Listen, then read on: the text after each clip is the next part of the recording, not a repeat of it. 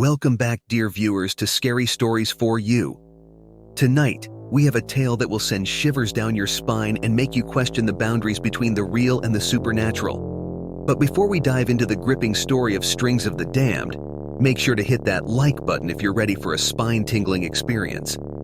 Don't forget to subscribe and ring that notification bell so you never miss out on our terrifying tales.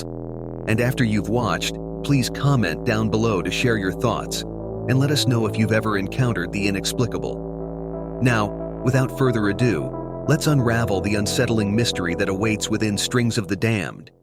Emily had always been a diligent mother, tending to her two children, Lily and Max, with unwavering love and care. They lived in a quaint cottage nestled deep in the heart of the Louisiana Bayou, a place known for its mysticism and folklore. It was a tranquil existence until one fateful day when everything changed. It began with Lily and Max's discovery of an old, tattered voodoo doll while playing in the woods. The doll was unlike any they had seen before. It was adorned with colorful threads and had a series of pins stuck into its chest. The children, captivated by its eerie charm, decided to take it home as a souvenir of their adventures. Unbeknownst to Emily, the voodoo doll had a history steeped in dark magic.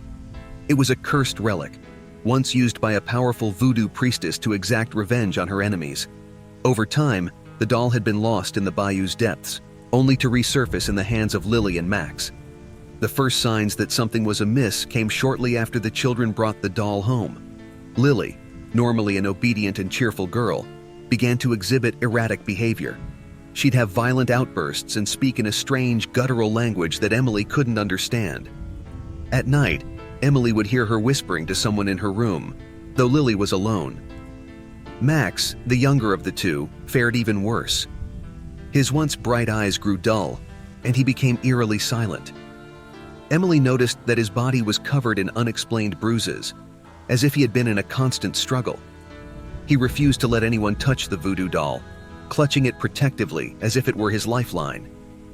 Terrified for her children's well-being, Emily sought the advice of the local voodoo priestess, Madame Laveau. She explained the strange events that had befallen her family since the arrival of the doll.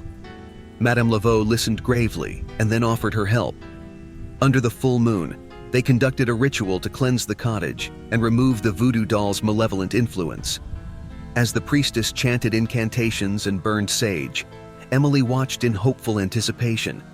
Yet, when they reached the climax of the ritual, a deafening scream echoed through the cottage, and the flames erupted into a vivid green hue. The doll, seemingly animated by some unseen force, leaped from Max's hand and clung to his face. He writhed in agony as the doll's tiny pins embedded themselves into his skin. Emily, fueled by maternal instinct, grabbed the doll and ripped it apart, tearing the threads that bound her children to it. With the doll destroyed, an eerie calm descended upon the cottage. Max lay motionless, his body bearing the marks of the voodoo doll's final assault. Lily's frenzied behavior ceased, leaving her drained and bewildered. Madame Laveau, exhausted but triumphant, assured Emily that the curse had been broken, but its scars would take time to heal. Over the weeks that followed, Emily and her children worked to rebuild their shattered lives. Lily and Max began to return to their old selves, slowly regaining their lost innocence. The trauma of the voodoo doll's influence lingered, but they grew stronger with each passing day. Emily, however, couldn't shake the feeling that something remained amiss. Late at night, she would hear faint whispers, and sometimes she swore she saw the silhouette of a doll in the shadows. The voodoo priestess had warned her that some curses were tenacious, and their effects could linger long after the source was destroyed.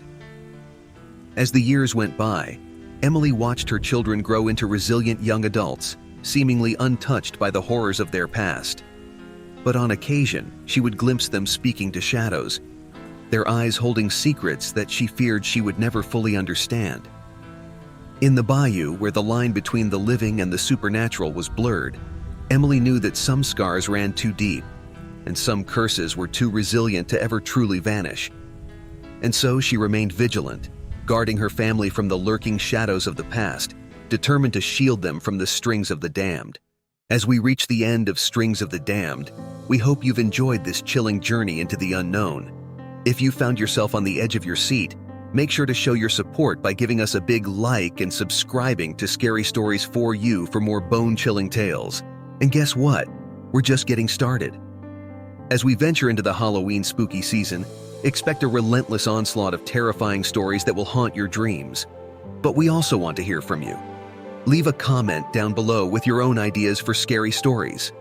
Your input could shape the nightmares of our future tales. Until next time, stay wary of the shadows, and remember, the darkness holds more secrets than you can imagine.